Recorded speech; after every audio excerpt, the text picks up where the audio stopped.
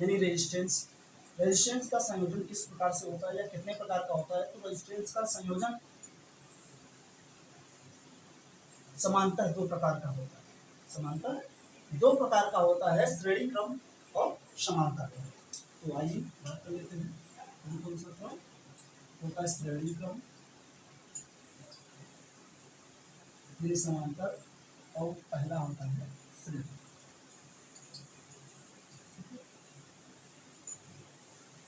श्रेणी क्रम, ठीक है, कैसा होता है? श्रेणी क्रम संयोजन और समांतर क्रम संयोजन। तो चलिए हम श्रेणी क्रम संयोजन की बात कर लेते हैं। अगर हम यहाँ पे बात करें श्रेणी क्रम का, तो चलिए देखते हैं कैसा होता है। तो श्रेणी क्रम में हम लोग आप देखते हैं कि हमारे घरों में जो टॉर्च यूज होती है, श्रेणी क्रम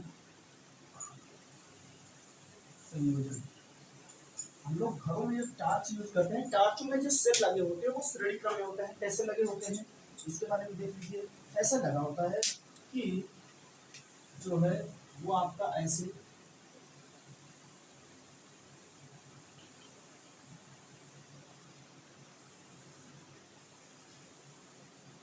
R1 R2 R3 यहाँ पे V वोल्ट की बैटरी। सबसे ज्यादा याद रखने वाली बात यह है कि श्रेणी क्रम में परिपथ या श्रेणी क्रम परिपथ में प्रवाहित धारा, ये आपका बैटरी का ऋणात्मक सिरा, ये धनात्मक सिरा, धारा जो प्रवाहित होती है वो आई होगी ऐसे। तो यहाँ पे जो क्या होता है कि श्रेणी क्रम परिपथ में प्रवाहित धारा का मान प्रत्येक प्रतिरोध पर समान होता है, प्रत्येक प्रतिरोध पर समान होता है। तो यहाँ पे हम लिख सकते हैं श्रेणी क्रम परिपथ में,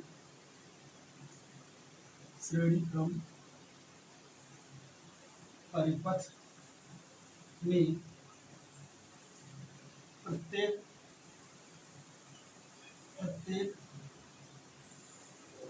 प्रतिरोध पर धारा का मान समान होता है, समान होता है। तो अगर हम बात करें जब धारा का मान समान होता है तथा विभवांतर भिन्न भिन्न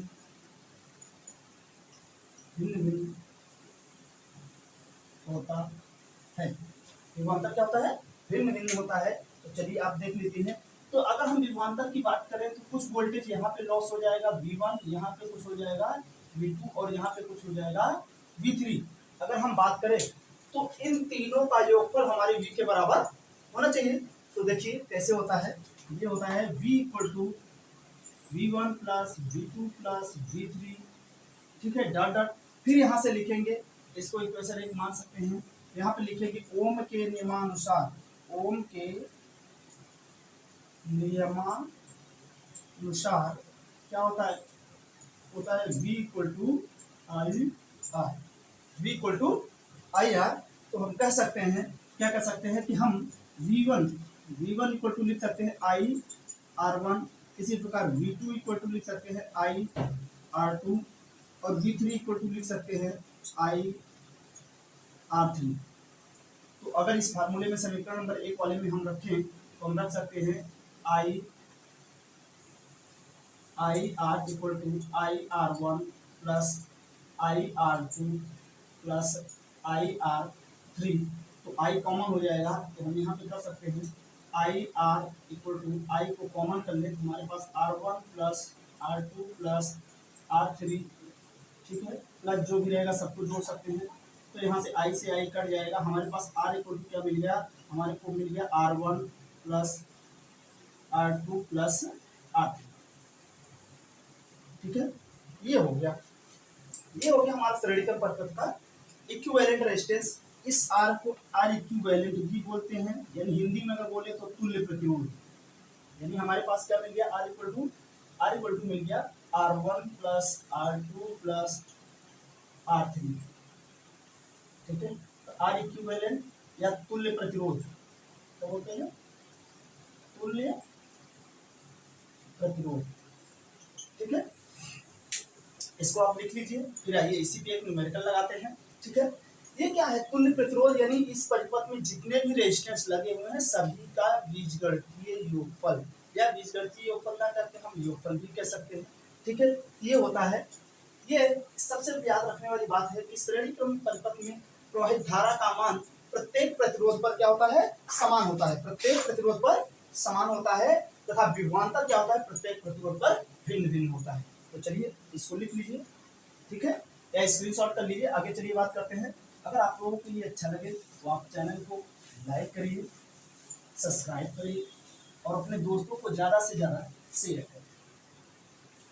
ठीक है, चलिए एग्जाम्पल देख लेते हैं। वन, हमारे पास कोई सवाल है?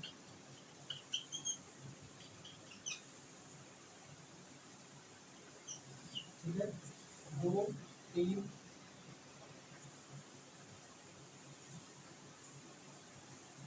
बारह वोल्ट की बैटरी है। ठीक है, अब यहाँ पे पहली बात आपको बताना क्या है, यहाँ पे हमें बताना है आर इक्विवेलेंट। ठीक है, और बताना है आई का मान, आई का मान बताना है, और यहाँ पे बताना है V1, V2 और V3। ठीक है, क्योंकि हमने देखा क्या है, विभवांतर सभी प्रतिरोधों पर अलग अलग होता है, तो हमें यहाँ पे V1, V2, V3 भी निकालना है। चलिए, तो तुल्य प्रतिरोध का अभी हमने फार्मूला देखा, R इक्वल टू क्या था, R1 plus R2 plus R3 हो जाएगा। यानी इस प्रकार से हम कर सकते हैं R equal to 2 plus 3 plus 4, यानी कितना हो गया, 9 ओम। ठीक है, इसके साथ ओम लगा लो। ठीक है, ये भी देख लो, मात्रा सही रखो। ठीक है, 9 ओम हो गया। अब अगर बात करें कि इस परिपथ में कितना धारा प्रवाहित हो रहा है, यहाँ पे आई का मान हमें क्या करना है, निकालना है। तो देख लेते हैं, V इक्वल टू क्या होता है, आई आर, या हम यही लिखते हैं V equal to I R. तो I इक्वल टू क्या हो जाएगा, V अपॉन आर। V हमारे पास कितना है, 12 वोल्ट। R का मान हमने निकाल लिया है, R इक्विवेलेंट का मान 9। तो ये हो गया कितना, 4/3 एम्पियर। ठीक है, 4/3 एम्पियर, या इसको दशमलव में भी लिख सकते हैं हम। क्या लिख सकते हैं, ऐसा लिख सकते हैं 1.33। ठीक है, 1.33 एम्पियर। चलिए अब देखते हैं, अगर हमें क्या निकालना है, V1 का मान, तो V1 इक्वल टू होता है क्या, IR1। ठीक है, V1 इक्वल टू IR1। तो IR1 यानी 4/3 और गुणे 2, तो 4 दूनी 8/3 वोल्ट हो गया। ठीक है, अब चलिए यहाँ पे बात करते हैं। तो V2 हमें मिल जाएगा, I पुनः वही 4/3, R2 यानी 3, 3 से 3 कट जाएगा, बचा क्या, 4। ठीक है, इसी प्रकार से V3 इक्वल टू, अगर हम बात कर रहे हैं तो V3 इक्वल टू पुनः लिखेंगे, यहाँ पे हो जाएगा 4/3 गुणे 4, यानी कितना हो गया, 16/3। ठीक है, 16/3। तो ये हमारे पास ऐसा हो जाएगा। ठीक है, आप इसको लिख लीजिए। चलिए, इसी में एक प्रकार से और सवाल बनता है, उसको देख लेते हैं। ठीक है, चलिए मिटाते हैं। अगर यहीं पे हम बात करें तो हमें अब क्या कह रहा है कि आई का मान आपके पास 2 एम्पियर है। आई का मान आपके पास 2 एम्पियर है। अगर इन मानों को भी बदल दिया जाए,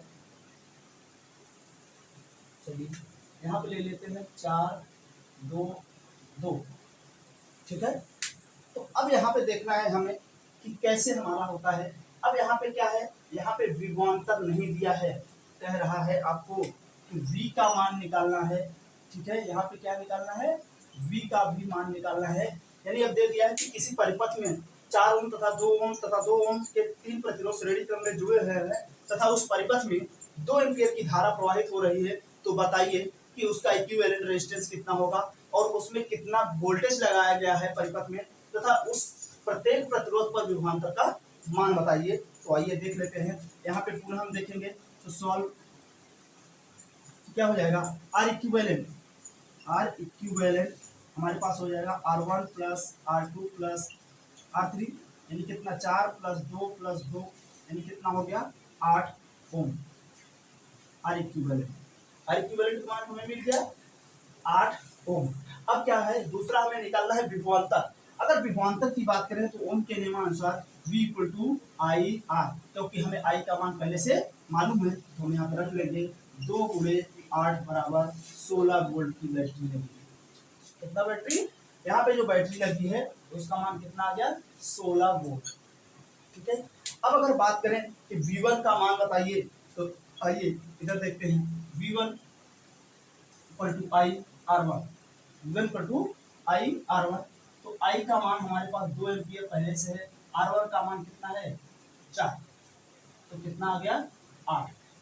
ठीक है, पुनः देखेंगे V2 equal to I R two, तो यहाँ पे क्या हो जाएगा I2 into are two into 2, तो 2 दूनी 4।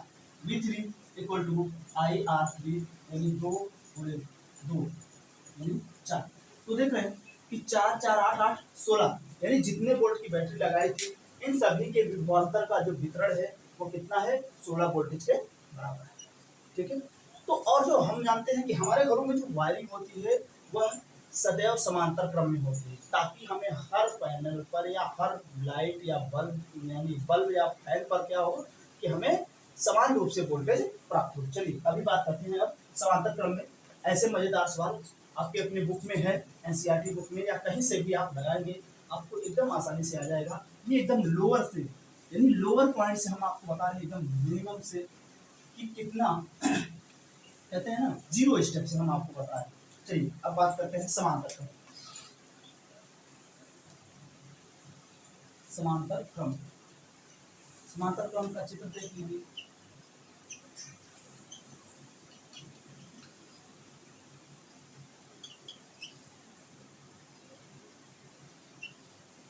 यहाँ वोल्ट की बैटरी है R1 R2 और R3, यहाँ से धारा I, ठीक है, यहाँ से क्या हुआ धारा I प्रवाहित हुआ, इधर कुछ गया I1, ठीक है, इधर कुछ गया I2, इधर कुछ गया I3। ठीक है, तो अब देखिए जो समांतर क्रम संयोजन में होता है, प्रतिरोधों के समांतर क्रम संयोजन में जो होता है क्या होता है कि प्रतिरोधों के संयोजन यानी समांतर क्रम संयोजन में प्रत्येक प्रतिरोध पर विभवांतर का मान समान होता है, जबकि हमें श्रेणी क्रम में क्या पढ़ा था कि प्रत्येक प्रतिरोध पर धारा का मान समान होता है और समांतर क्रम में प्रत्येक प्रतिरोध पर विभवांतर का मान समान होता है। तो यहाँ हम लिख सकते हैं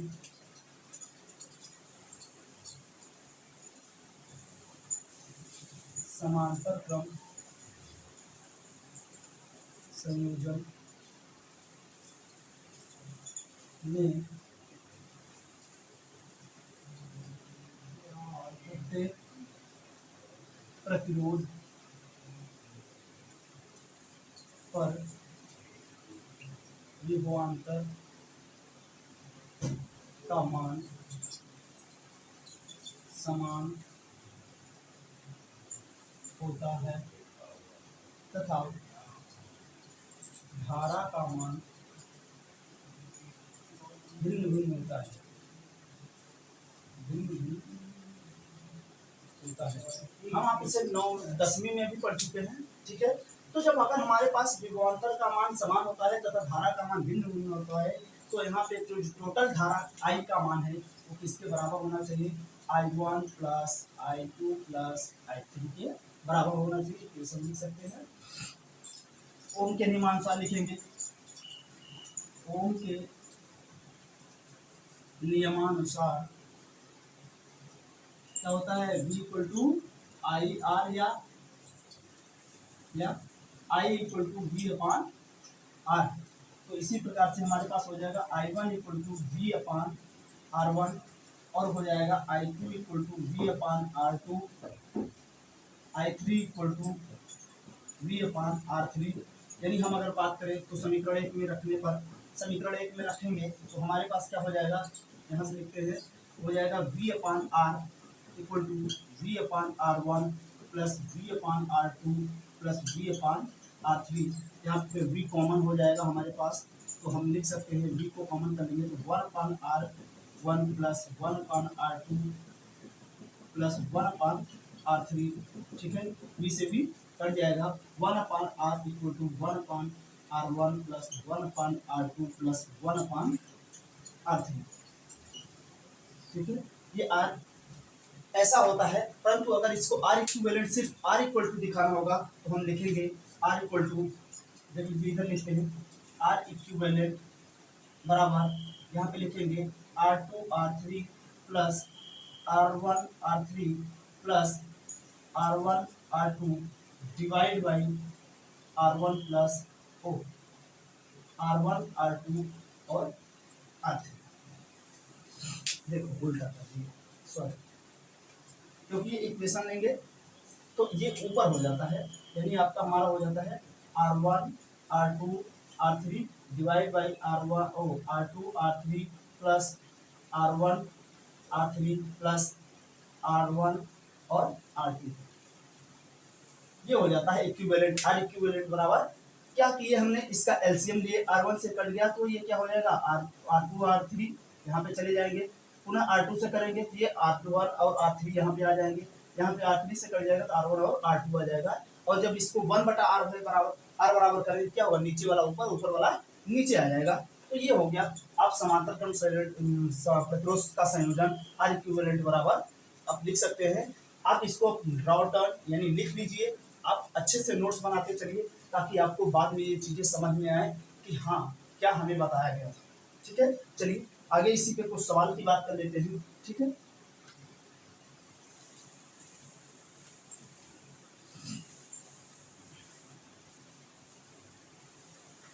चलिए इसी पे एक सवाल लगा लेते हैं, हमारे पास सवाल है।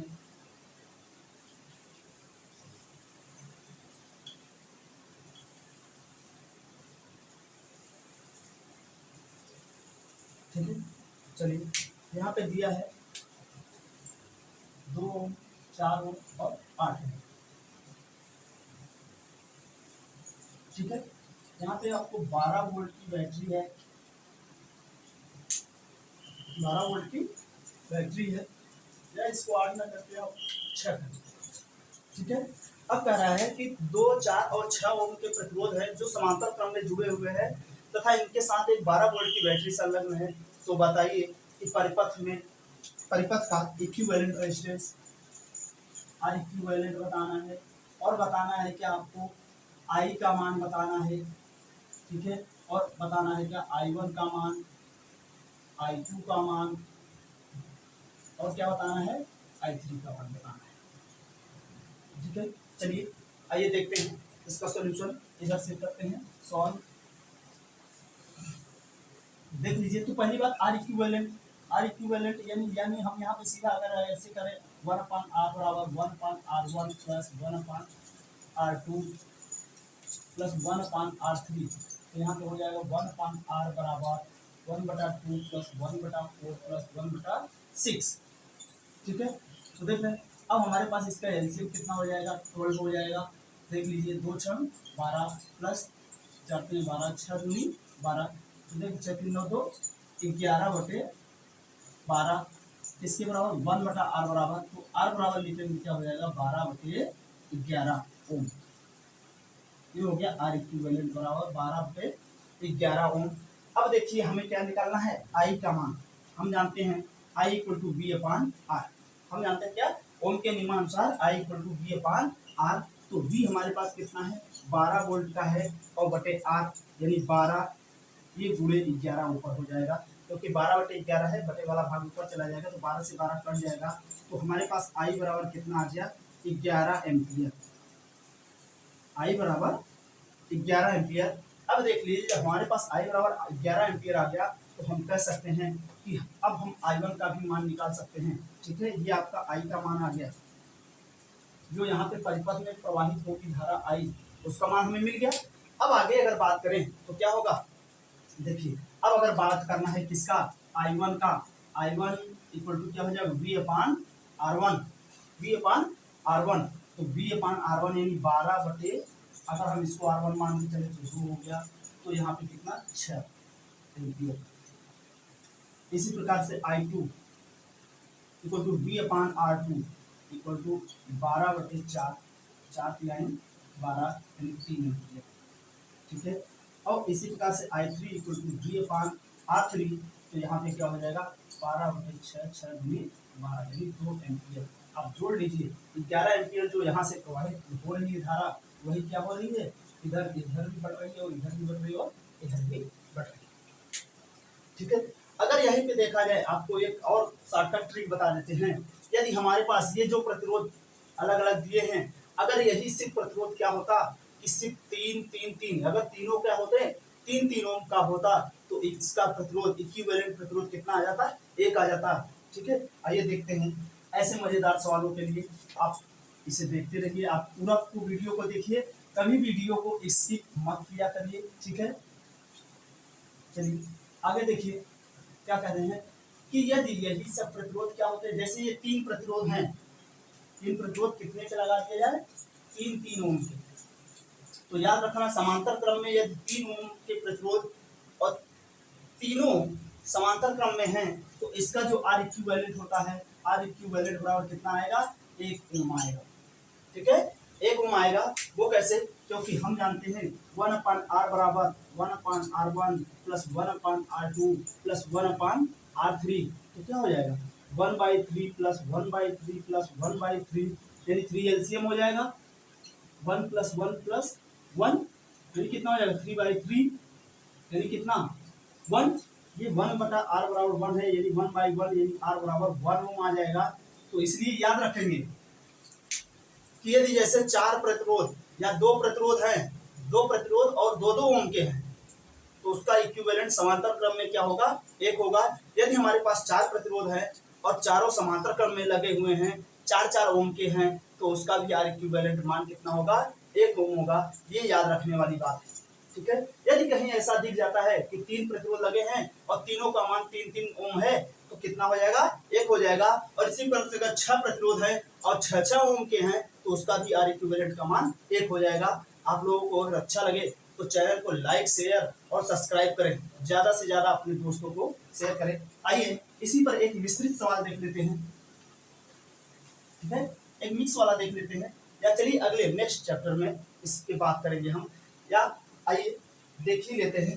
हमारे पास यदि सवाल दिया है ऐसा,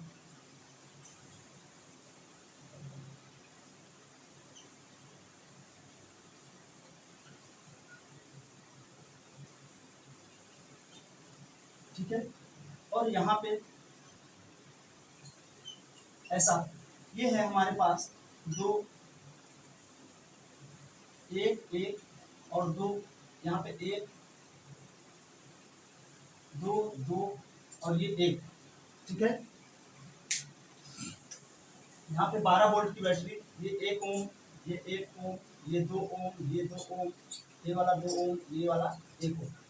इसमें आपको बताना है आर इक्विवेलेंट का मान बताना है, और बताना है आई का मान, और क्या बताना है, आई का मान बताना है।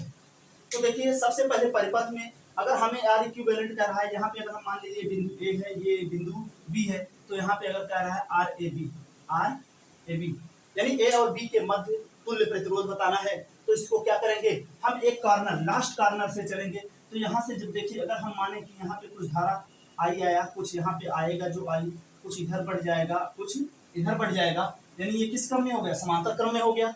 अगर यहाँ पे बात करें तो जो धारा आएगी कुछ इधर जाएगी और कुछ इधर आएगी, तो यहाँ पे क्या हो जाएगा, समांतर क्रम हो जाएगा। तो यानी हम इसको ऐसे लिख सकते हैं, क्या लिख सकते हैं, ये दोनों समांतर क्रम में, तो देखिए 1/r बराबर 1/r1, यानी 1/2 प्लस 1/2, यानी कितना हो जाएगा 1। अभी आपको हमने बताया ना, ये 2 प्रतिरोध है, 2 2 ओम के हैं और दोनों समांतर क्रम में है, तो उसका मान कितना हो जाता है, 1 हो जाता है। तो ऐसे ही देख के हम 1 कर सकते थे, और यहाँ पे ये क्या है, 1 1 2 हो जाएगा, इसके साथ ये क्या हो जाएगा, समांतर हो जाएगा, यानी 1 हो जाएगा इसका भी मान, 1 1 2 और इसका मान 1, तो दोनों समांतर में है। यानी चलिए ठीक है, आप देख लीजिए दूसरे तरह से, ये 1 ओम हो गया। तो अब हमारे पास जो चित्र बचा वो कैसा बचा, अब ये ऐसा बचा चित्र हमारे पास, देखना, अब जो हमारे पास चित्र बचा वो कैसा बचा, ऐसा बचा। ठीक है, ये कितने का हो गया, 1 का हो गया, ये हो गया 1 का, ये 2 का है, ये 1 का है, ये 1। ठीक है, तो यहाँ पे हमारे पास 12 वोल्ट की बैटरी है। चलिए अब देख लीजिए, 1 को तोड़ लिए, अब इस वाले को तोड़ते हैं, इस वाले को तोड़ते हैं, तो देखिए 1r डैश बराबर क्या है, 1 प्लस 1, यानी कितना हो गया 2, ये वाला। ठीक है, अगर इसको तोड़ लिए तो अब हम दूसरा चित्र बनाएंगे, तो क्या बना लेंगे, हमारे पास हो जाएगा ये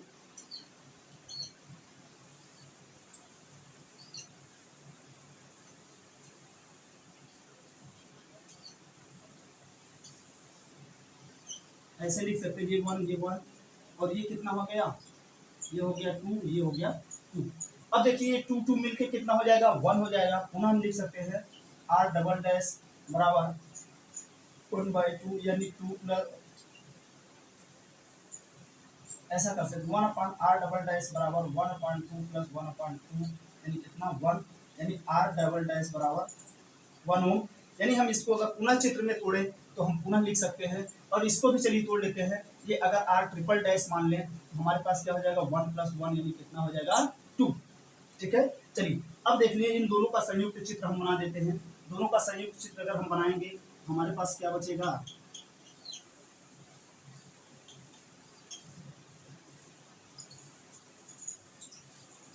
ये हो गया कितना 2 ओम, ये हो गया कितना 1। ठीक है, यहाँ पे 12 वोल्ट की बैटरी। अब देखिए अगर बात करें तो अब ये किसमें है, समांतर क्रम में। अब ये दोनों किसमें हो गया, समांतर क्रम में। यानी हम दिखा सकते हैं 1/r बराबर 1/1 प्लस 1/2, 1/2। तो देख लीजिए कितना हो गया, एलसीएम हो गया हमारे पास 2, 2 + 1 यानी कितना हो गया 3/2, यानी r इक्वल टू क्या लिखेंगे 2/3 यानी कितना 0.66 ओम। ठीक है, ये आ गया किसका, आर इक्विवेलेंट का मान आ गया। या इसको ऐसे ही रहने दीजिए 2/3 ओम, अभी आपको धारा निकालने में आसानी होगी। तो I इक्वल टू क्या होता है, हम जानते हैं I इक्वल टू होता है V/R, V/R यानी 12/r का मान 2/3, 2 में यहाँ पे 3, 2 × 6 = 12, 6 × 3 = 18। I इक्वल टू कितना आ गया 18 एम्पियर की धारा प्रवाहित हो रही है। ठीक है, तो आप लोगों को ऐसे मजेदार सवाल आप अपने बुक से लगाइए। जो नहीं आए आप हमें हमारे व्हाट्सएप नंबर 94 51 46 12 82 पर आप हमें व्हाट्सएप कर सकते हैं। आपको इसका तुरंत सॉल्यूशन मिलेगा। आप कभी भी वीडियो को स्किप करके मत देखा करें। आप वीडियो को पूरा देखेंगे तो एक एक प्रोसेस आपको पूरा समझ में आएगा कि कैसे कैसे हुआ। और आप अगर वीडियो को 2 बार देख लेते हैं तो ये मजेदार सवाल आपके जुबान पर होगी। आप चित्र को देखते हुए तुरंत बता सकते हैं। जैसे यहाँ पे देखेंगे तुरंत कहेंगे 1 1 के साथ 2 हो गया, यहाँ पे देखेंगे 1 1 2 इसके साथ 1 हो गया, पुनः क्या हो गया ये 1 और ये 2 समांतर क्रम में तुरंत 1/2 1/1 करके हम आप जोड़ के तुरंत 2/3 बता सकते हैं। ठीक है, अब 2/3 जब आ गया तो यहाँ पे देख रहे हैं 12 वोल्ट की बैटरी लगी, तुरंत हम धारा का मान बता सकते हैं कितना हो जाएगा I equal to V/R, I equal to V/R। तो V/R यानी 12/2/3 और फिर ये कट जाएगा आपका आ गया 18 एम्पियर। तो आप चैनल को ज्यादा से ज्यादा शेयर करें, लाइक करें और सब्सक्राइब करें। जय